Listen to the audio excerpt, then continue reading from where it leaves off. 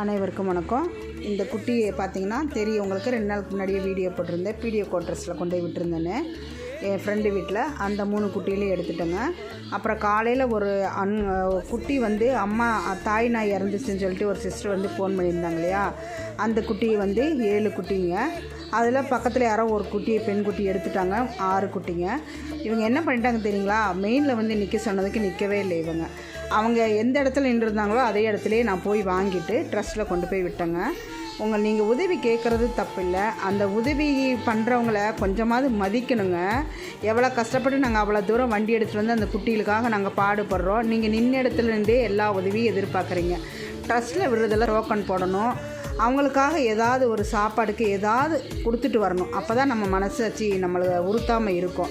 நீங்கள் ட்ரஸ்ட்டில் கொண்டு போய் விடுறேன்னு சொல்லிவிட்டு அவங்க எத்தனை தான் சமயத்தான் பார்ப்பாங்க. கொஞ்சம் யோசனை பண்ணி உதவி கேளுங்க.